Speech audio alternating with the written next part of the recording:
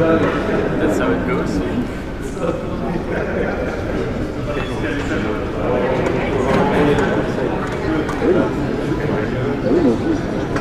That's echt de summit. Maar dat is niet goed. Ook van die ziekte van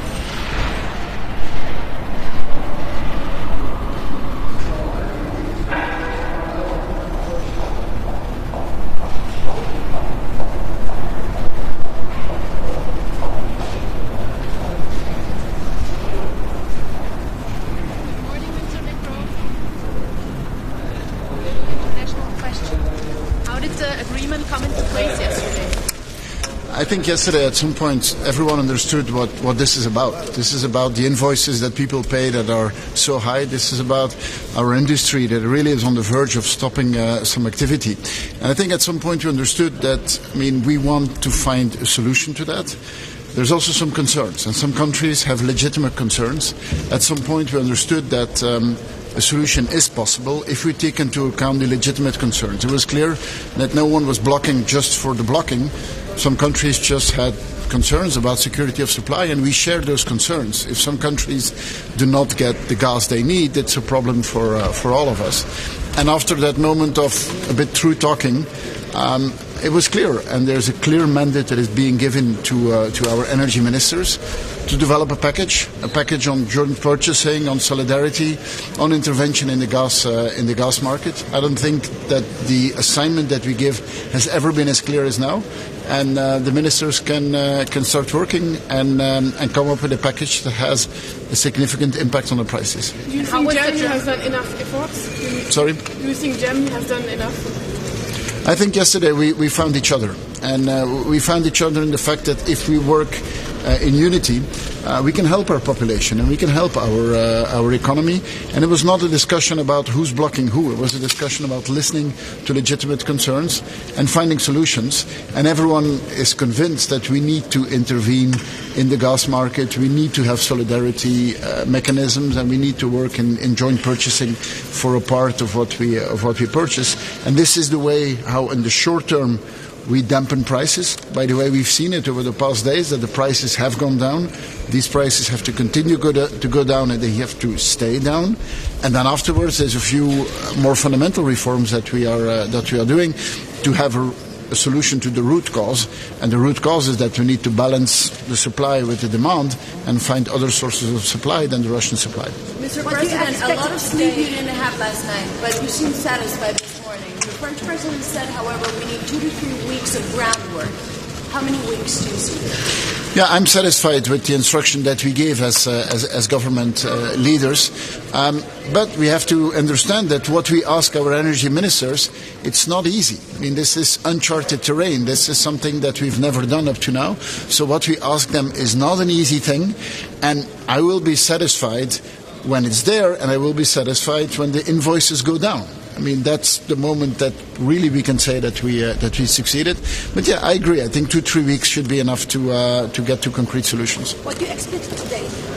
What's the main topic today? Well, today it's more about our place in the world. Obviously, a discussion about Ukraine, also a discussion about our relation with China. We have a lot of things on the table. Also there, it's important to show unity, and the unity that we've shown in the support to Ukraine, it delivers results. And it's important also to maintain the support of our population, is to show, look, on the battlefield, Ukraine is having successes. It's not easy, it's extremely painful, but the efforts that we do and the efforts that we ask our population, they lead to something. And that's important to keep our population motivated. Are there going to be new sanctions on Russia?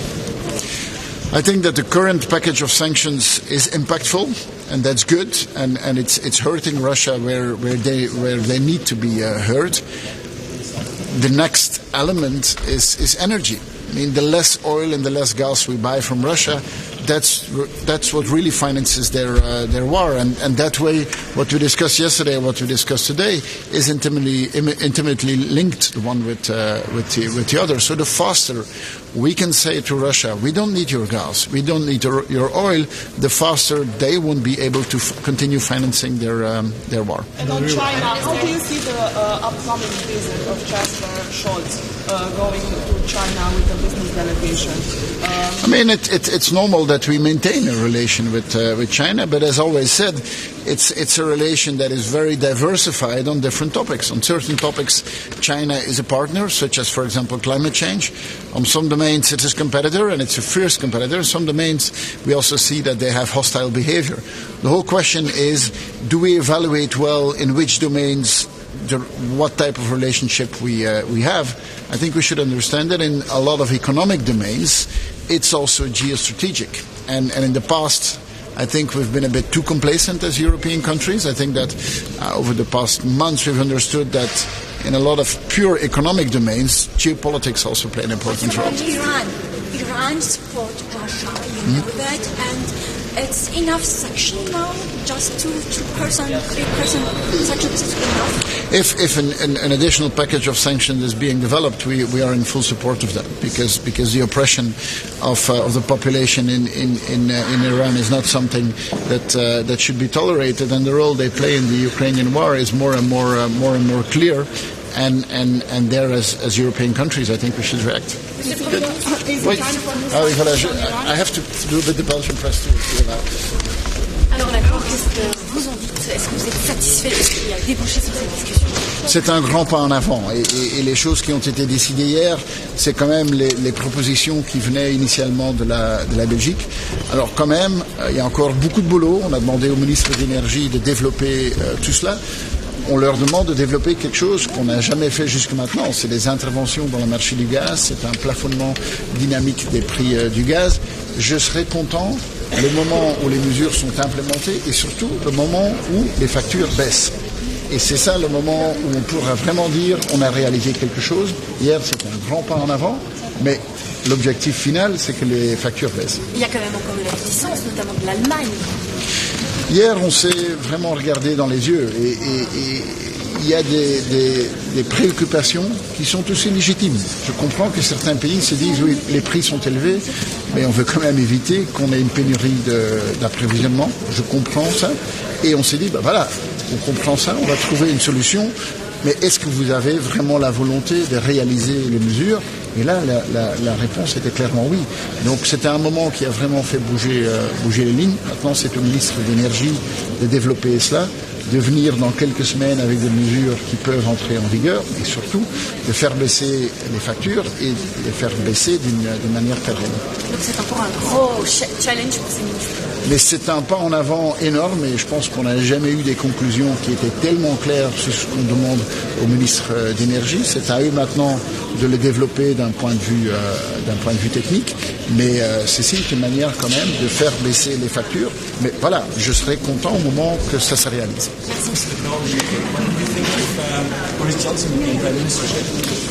Really, that's not my choice. I mean, the UK is a democracy, and democracy will function.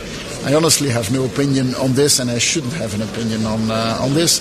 But I think in general, in turbulent times, it's always better to have a prime minister that has a future in front of his or her. And we'll follow this in detail. United Kingdom is a neighbor of us. It's a partner in so many domains, and it will remain a partner in so many domains. So we hope to have soon a person who we can discuss so many topics with. Minister, do you expect there will be more sanctions against Iran? If new packages are being developed, we will be in favor of that, because I think they are legitimate. Let's see how the discussion evolves. Good. Thank you. VRT et VTM sont pas là? Ah, l'autre côté. Ok, très bien. Merci.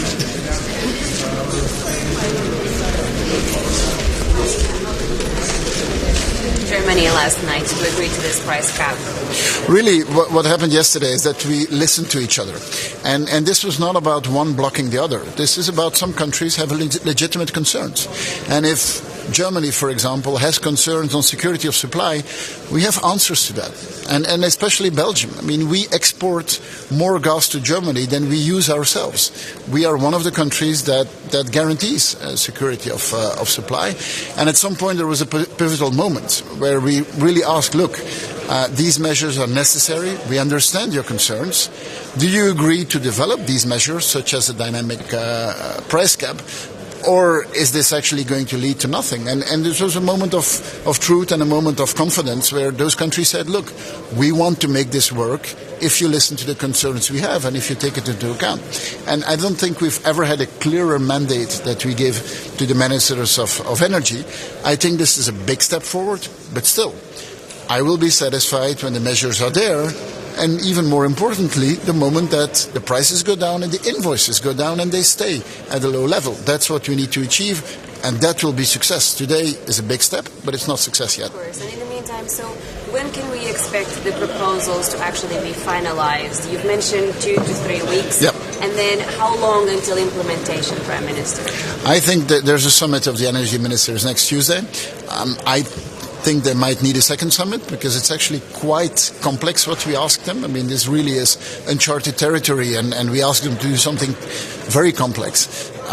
So I think 2 or 3 weeks, and then I think the implementation can go actually quite fast. The Commission has been very clear that they are ready to implement, and a lot of the preparatory work has been done by the European Commission. I really would like to thank the Commission and the leadership of the Commission on the preparatory work, the groundwork that they've done. So just to finalize, you're not expecting at this stage leaders' emergency meeting next month. For the time being, this is it.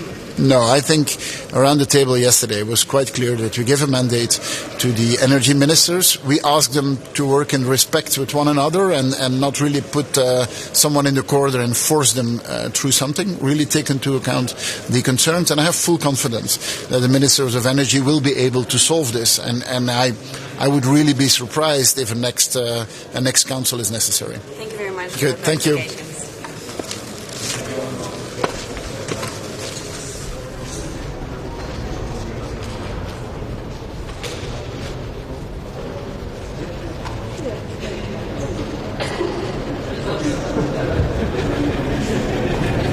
Dus overeen met elkaar. Bon, allez, sorry, dit wordt allemaal uitgezonden, dus is niet... Nee, dat is standaard uitgezonden. Go. Meneer De Croo, hoe zeker bent u nu dat dat prijsplafond er gaat komen? Dit is een grote stap vooruit. Maar laten we wel wezen, ik zal pas tevreden zijn op het moment dat het prijsplafond er is. En vooral op het moment dat de prijzen duurzaam naar beneden gaan en dat de facturen naar beneden gaan. Dat zal het moment zijn waar we kunnen zeggen, we hebben niets gerealiseerd. Vandaag is een belangrijke grote stap. We zijn nog nooit zo duidelijk geweest in de opdracht die we geven aan de ministers van Energie. Zij kunnen daar nu mee aan de slag. Maar er moet resultaat zijn. En het resultaat moet zijn dat de facturen duurzaam naar beneden gaan. Maar wat is dat juist, zo'n prijscorridor? Hoe werkt dat? En welke impact zal het hebben op de facturen? Wel, de impact die zien we nu al. Want het feit dat de Europese landen eensgezind zijn over het feit dat die maatregel er moet komen, heeft de voorbije dagen al geleid tot het feit dat de prijzen dalen op de groothandelsmarkten. Dat is omdat de markt ziet dat we bereid zijn om tussen te komen. Dan gaan de prijzen vanzelf naar beneden. Dus dat heeft een impact en dat zou zich moeten vertalen in lagere facturen in de komende weken. Daarnaast moet dit ervoor zorgen dat prijzen kunnen blijven dalen. En dat op het moment dat prijzen zouden stijgen, dat wij ingrijpen en dat we daar duidelijk zeggen, hier raakt u het plafond en die prijzen gaan we niet meer opnieuw betalen. Vanaf wanneer moet dat zijn? De ministers van Energie gaan denk ik 2-3 weken nodig hebben om dit uit te werken. Onderschat dit niet. Hè. We vragen hen iets uit te werken wat eigenlijk nooit gedaan is. Wat bijzonder complex is. We moeten ook zorgen dat er natuurlijk voldoende gas geleverd wordt aan iedereen. Maar ik zou ervan uitgaan dat binnen 2-3 weken dit gerealiseerd is en dit in de praktijk kan gebracht worden. Maar zoals ik daarnet zei, we zullen pas tevreden zijn als de prijzen van de facturen naar beneden gaan en dat is vandaag nog niet het geval. Bent u zeker dat het gaat komen? Nederland en Duitsland houden het voor een slag om de arm of twijfelen zelfs? Twijfelen nog altijd of het wel nuttig is? Het is toch een grote stap vooruit gezet. En gisteren is een echt een moment geweest waar we elkaar in de ogen gekeken hebben. En wij gezegd hebben, kijk, wij begrijpen dat jullie bezorgdheden hebben op het gebied van bevoorrading. Wij gaan jullie daarbij helpen. Vergeet toch niet dat een land als België, wij exporteren vandaag meer gas naar Duitsland dan we zelf gebruiken. Wij spelen daar een zeer belangrijke rol in. We hebben echt wel recht van spreken. Langs de andere kant hebben Duitsland en Nederland gezegd, kijk, wij willen die maatregel ook wel doorvoeren als wij gerespecteerd worden in onze bezorgdheden. En dat was een belangrijk moment. Op basis daarvan geven we nu een opdracht aan de ministers van Energie. Zij kunnen dat in de komende 2-3 weken uitwerken. En bon, dan moet het eindelijk resultaat kunnen leveren. En hoe hoog of hoe laag moet dat plafond zijn? Hoe gaan we dat ook werken op de factuur? Dat plafond zal natuurlijk afhankelijk zijn van de prijzen die elders in de wereld betaald worden. Want dat is waar het echt om gaat. Hè. Wij willen zorgen dat gas nog verkocht wordt aan Europa. We willen niet meer die prijzen betalen die veel hoger zijn dan in de rest van de wereld. We hebben de voorbije dagen gezien dat de prijzen blijven dalen.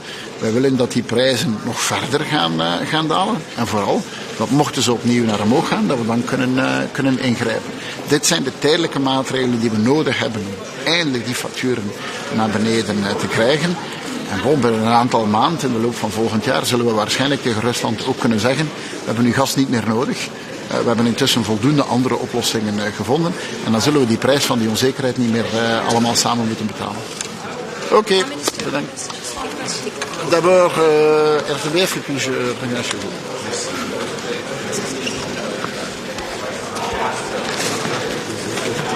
Monsieur De Croo, ces nuit, les Européens ont envoyé le signal fort que vous attendiez? Oui, je pense que c'est un pas très important qui a été pris. Les mesures qui ont été décidées, c'est en fait les mesures que la Belgique avait proposées déjà il y a quelques mois. On a compris que certains pays ont des inquiétudes.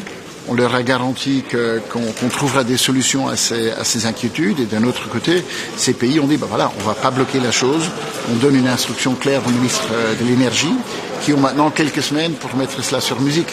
Alors, je serai satisfait au moment que les mesures sont vraiment là, mais surtout au moment où les prix baissent et les factures baissent. C'est ça le moment où on pourra dire on a réalisé quelque chose, on a fait un grand pas en avant, mais on n'y est pas encore.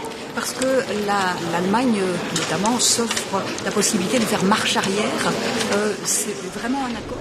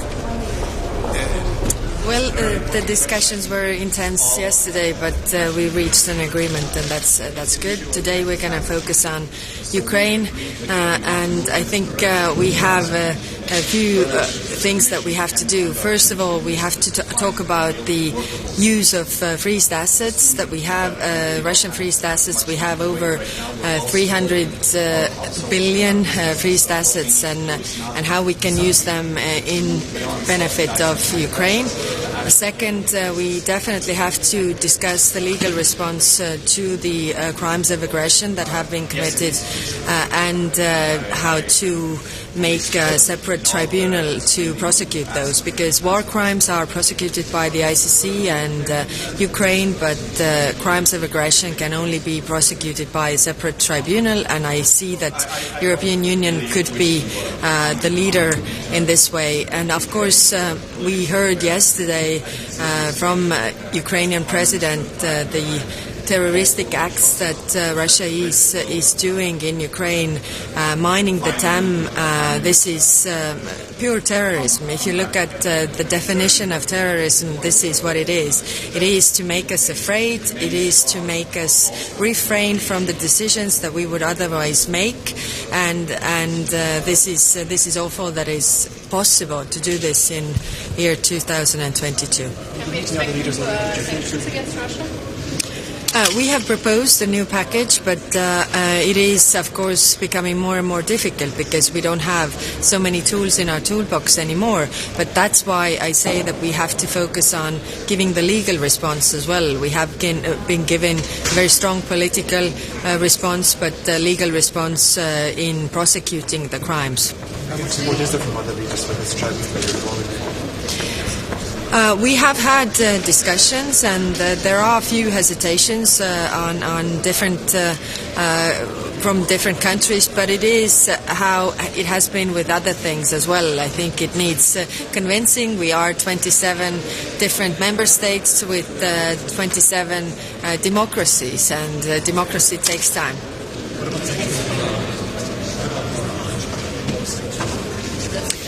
We have agreed sanctions on Iran because they are participating in this war as well.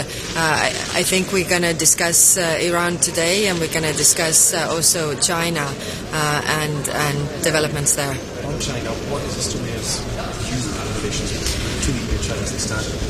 We have been supporters of the 27+1 format. We were in the 16+1 format, but we left so that we could be and talk with one voice. I think with China is the same as with Russia. It is in their interest that we are divided. It's in our interest that we are united and talk with one voice. And this is extremely important for small countries who don't have that power to have separate relationships. So treating China as a systemic rival, and also seeing the developments that are going on there, I think it's very, very important. But it's also very important that we don't have any separate deals made with China, because that would mean that we are weaker as a union. A lot of agreements about gas price caps. We had very intense discussions, and the European energy ministers will come up with the details. But I think it was a compromise, and we reached an agreement that there will be cutting off the price spikes, really, so that there will be no manipulation with the prices. I think this is important to give the signal to the markets that have reacted, also bringing the prices down. And this is the worry that every one of us has. In every country, the prices are high. It drives up inflation, and that is really not very. It's detrimental to the whole economy. So we all have to tackle that.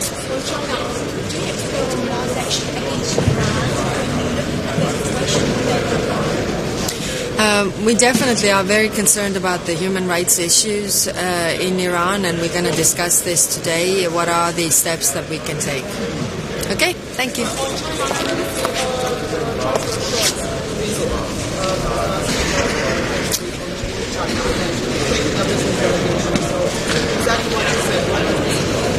Yeah, this is, I think we should focus on the 27+1. Of course, big countries have their ways and have their possibilities to do this separately, but I think it's in everybody's interest, considering what is going on in China and considering that it's in their interest to divide us. It should be in our interest to be stay united. Thank you.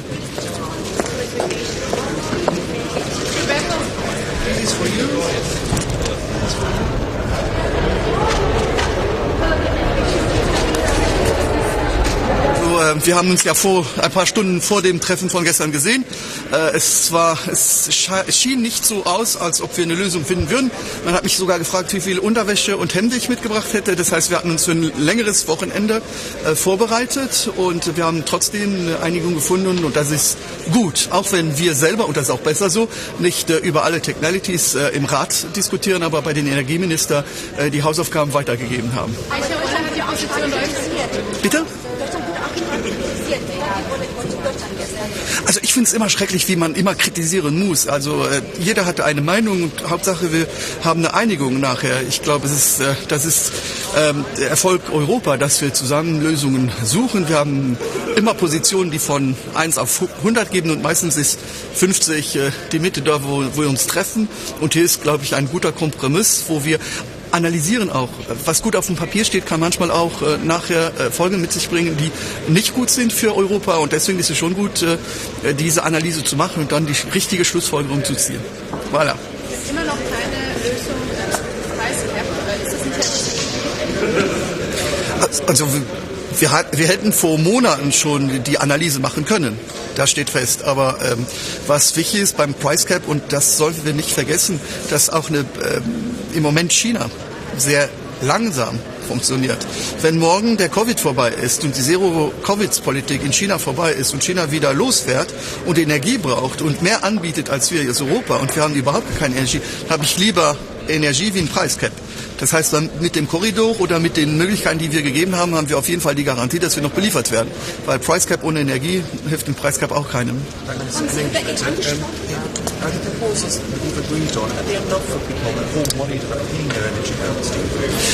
The fact is, you know that every country is for the moment also deciding national decisions to help the economy and also to help the companies. Some countries have more possibilities than others, so it is important to ask the Commission also to see what are the financial possibilities we have also to help other countries to be able also to support the economy and their citizens. But the fact is that we have a whole toolbox, I think, that we gave yesterday as a homework to the Minister of Energy to do in the next, I don't say weeks, in the next days. They have a meeting already next week, and I hope that they will be able to really do all the necessary analyses that they will be able to decide also. It's too technical also that head of state and head of governments start to decide about figures, about what, how, when. We have 27 Minister of Energies. They should do their work quickly, rapidly, and I'm sure this will be done in the next weeks. But we see it when we have unity, and that was the thing before we arrived yesterday. Everybody thought we wouldn't be able to agree. We did it, so a success. With that in mind, will energy ministers do the job? You won't need another summit. I hope so. I hope so. I tell you, the problem is very often when we put everything on the European Council, it is because we are not able to move on.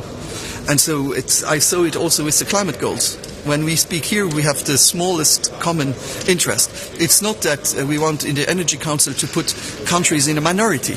But really the target yesterday was to get united in this Energy Ministers' Council at 27 and to find, through these homeworks, on a neutral basis, not to say we are against or in favor, to have the positive sides, the negative sides, and being able to take the right decisions. But quickly, winter is coming, and we should not forget that now we say that the tanks are full, but it is still Russian gas. Next winter is coming too. Voilà. Thank you. Wenn wir nach Iran schauen, Sie wissen, dass Russland Unterstützung hat. Gleichzeitig gibt es auch Unterdrückung in Iran. Ja, es gibt beides, aber wir können nicht alles vermischen. Wir haben ja auch gegen den Benutzen von den Drohnen ja auch Sanktionen gegenüber von Iran, die wir ja auch zusammen darüber reden. Und das, was passiert im Iran für diesen Frauenrechten, diese Woche ist wieder eine Frau umgebracht worden. Die sind umgebracht worden. Das ist nicht ein Unfall oder sowas. Die Leute werden umgebracht von einer Moralpolizei. Wir schreiben 2022, in einem Land ist eine Moralpolizei, die den Frauen sagt, was gut ist für sie. Ist beschämend. Und was mich aber auch, ich muss es zugeben, ein bisschen überrascht hat, dass ich bei der UN-Generalversammlung gesagt hat, aber so viele Kollegen haben sich nicht darüber geärgert. Und das, was im Iran passiert, können wir nicht die Augen schließen. Es ist nicht, weil es auf dem Kontinent nicht passiert, dass wir einfach zugucken sollen. Meinen Sie nicht, dass die Augen jetzt schließen? Auf Iran wird immer gefährlicher, attackiert. Ja. Das Problem ist, sie sind auch nicht Richter der Welt. Die EU ist nicht da, wir haben auch internationalen Gremien. Wir sehen nur, dass auch internationale Gremien im Moment paralysiert sind mit den Systemen, die wir haben, mit dem P5, wo dann sich zwei Länder zusammenfinden und dann alles blockieren. Wir müssen auch mal darüber reden, wie es beim UN-Sicherheitsrat eine Änderung geben kann, weil es kann nicht sein, dass dann einfach, weil es dem einen nicht passt, dann nichts passieren kann. Wir sehen, dass die Zustimmung auf jeden Fall für Russland, die Zustimmung zu Russland, immer kleiner wird und immer mehr Leuten sagen, dass die Annexion der Ukraine nicht in Ordnung ist. Wir haben dieses Mal zum Beispiel Ruanda gehabt, wir haben den Arabischen Vereinigten Staaten gehabt, wir haben Senegal gehabt. Diese Länder haben letztes Mal nicht gegen Russland gestimmt. Das heißt, wir sehen, dass trotzdem die Zustimmung auf internationaler Ebene steigt. Aber wie gesagt, wir sind nicht Richter der Welt. Wir sollen über alles reden können und das, was ist, ich bin überzeugt, werden wir auch jetzt über Frauenrechte im Iran auch drüber reden, nicht nur über die Meißels, aber was passiert, können wir nicht einfach die Augen schließen. Ist nicht in Ordnung. Tschüss! And say yes to a price cap on gas? When we met just before the meeting, we all thought that we would stay the whole weekend together. And one of the questions of your colleagues was how many shirts I had and underwear. So I don't need more because I think that we will be finished soon. So it's a success. It's a success to be able to get a 27. Really, we gave homeworks. I have to admit, we didn't decide everything, but we gave homeworks, and we were able to agree on a list of things to do, which is already a big step. Because before the meeting, there was a lot of taboos, and now there is no taboos anymore, and that is what is important. And we should really give the job to the one who knows the best, and these are the energy ministers. Because usually, when it comes to my level, the decision is more difficult to take because it's unanimity, but doesn't mean that we need now to put a country in minority. This means that now we should leave to the specialists really the homeworks to do and to give an answer not in a few weeks or months, but in the next days. We need it urgently. So do you think we'll actually see these details finalized next week, or the Commission mentioned 2 to 3 weeks? Yes, but it should be it shouldn't be not for next winter. We have a winter already here, and we should not forget the gas we have now, because we all say it's full, it's Russian gas. We filled all the tanks with Russian gas. So, but next winter is coming too, so we need to be prepared for next winter, because I don't know how long the situation will stay. Thank you very much. Have a nice day. One quick one on the UK. Do you think that had the UK been represented here today and wasn't isolated as it were, maybe they wouldn't face the kind of political turmoil they're in at the moment? I'm sorry. Do you think if they were still a part of the EU, the UK wouldn't face the kind of political turmoil? I think that the Brexit brought a lot of instability in the UK. And that is a pity, because I've been here since 9 years, and I worked with David, with Theresa, and then they left. And I think the biggest mistake was Brexit, and this brought a lot of instability. But I hope that they soon be stable, because even if they're not family members, they're still a friend and a neighbor. So we need them, and they need us too. Bye.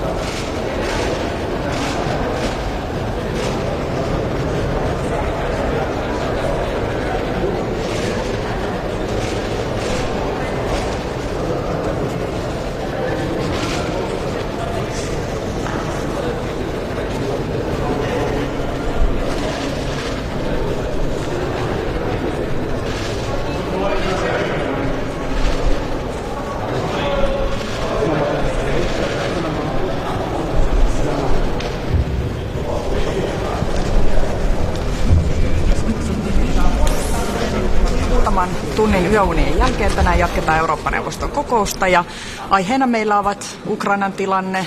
Tietenkin puhumme varmasti myös tuosta Iranin osuudesta Ukrainan sotaan ja sen lisäksi totta kai ulkosuhteet laajemmin. Toivon, että meillä on aikaa käydä myös strategisempaa keskustelua Kiinasta. Todennäköisesti kovin syvälliselle tasolle emme pääse ja onkin tärkeää, että tulevaisuudessa nostamme tämä aihe vielä esille. Päätöksiä maakaasun hinnasta. Se asia on ollut pinnalla jo aika monta kuukautta. Tuntuu, että EU-päätöksenteko on tässä EUn päätöksenteko on hidasta. Se vaatii tietenkin kaikkien 27 jäsenmaan yksituumaisuutta, kun keskustelemme tällaisista kysymyksistä. Ja me tiedämme, että jäsenmailla on ollut hyvin erilaisia tulokulmia tähän hintakysymykseen, erityisesti näihin hintakattoihin, millä voidaan leikata sitten esimerkiksi kaasun hinnan näitä hintapiikkejä. Tämä on ollut vaikea keskustelu ja sen vuoksi me myöhään yöhön eilen tätä kävimme läpi, mutta olen tyytyväinen siihen, että saimme kuitenkin ratkaisuja aikaiseksi, otimme askeleen eteenpäin, vaikka jatkotyötä toki on vielä jäljellä. Pääministeri, onko tämä eilen sovittu maakaasun hintaleikkuri sama asia kuin se Iberian malli vai millä tavalla tämä toteutetaan? Tämä ei ole identtinen, emmekä me ole vielä sopineet konkreettisesta mallista. Olemme antaneet komissiolle nyt tehtäväksi tehdä tätä työtä, esittää malli, mikä voisi toimia. Ehkä enemmänkin tuossa eilisessä keskustelussa painottui nimenomaisesti se, että näitä hintapiikkejä voitaisiin leikata. Eli ei haluta puuttua sinänsä markkinoihin, laskea hintaa sellaiselle tasolle, joka sitten estäisi vaikkapa kaasun tulon kokonaan Eurooppaan niin, että kaasu myytäisiin muualle maailmanmarkkinoille. Vaan tarkoituksena on näitä hyvin epävakaita, ennustamattomia hintapiikkejä saada leikattua. Ja tämä oli se iso keskustelu, mitä eilen käytiin, ja nyt komissio tekee työtä ja antaa konkreettisempia esityksiä. Energiaministerit myös omalta osaltaan sitten asiaa tulevat käsittelemään. Onko tämä nyt se hintakäytävä? Tässä puhutaan niin monenlaisilla termeillä. Niin tultiinko siis eilen tästä hintakäytävästä putkesta? Kyllä tämä oli myös päätelmissä, mutta tässä kohtaa on vielä vaikea ennakoida tai sanoa kovin konkreettista tästä mahdollisesta mallista, jota siis nyt lähdetään jatkotyöstämään. Mutta se askel, mikä otettiin eteenpäin, oli se, että saimme yhdessä sovittua, että tällaista voidaan valmistella, tällaista voidaan tehdä. Komissiolla on tähän mandaatti ja nyt sitten odotamme jatkotyön tuloksia. On hyvin mahdollista tietenkin se, että me kokoonnumme myös ylimääräiseen kokoukseen. Suomi ilman muuta on valmis aina tulemaan keskustelemaan, kun meillä on asioita päätettävänä. Ja olisi erittäin hyvä, että näistä käytännönkin asioista voisimme hyvin konkreettisella tasolla päättää mahdollisimman pikaisesti. Tietenkin mikäli energiaministerit sitten pääsevät yksimielisyyteen sopuun tästä kokonaisuudesta, niin silloinhan Eurooppa-neuvoston päätöksenteolle ei ole tarvetta. Mutta mikäli sitten ei ole vielä sillä tasolla yksimielisyyttä, niin kyllä Eurooppa-neuvostokin on valmis kokoontumaan. Minister, how do you see the relationship with China and the recent visit that Chancellor Scholz is planning to China next week? How would you handle such? How do you handle the relationship with China? Well, of course, it's natural that different countries have bilateral relations also to other countries, such as China. So I don't think that that's an issue. I'm waiting for the strategic discussion on China. I think it's a very important one. We should discuss more about European dependencies, especially when it comes to new technologies, knowledge, know-how. When we are talking about the strategic autonomy, technology is a key issue here. And we shouldn't be dependent on authoritarian regimes on critical issues such as technologies. We are now seeing how problematic it is that we are so dependent on Russian energy and Russia is using energy as a weapon against Europe. So I think it's very important that we discuss China today, and I think that we should discuss it even further in the future and in more detailed way. But would it be better for the European Union member states to handle the relationship with China as a united front rather than individual countries, considering the current changes on the geopolitical front?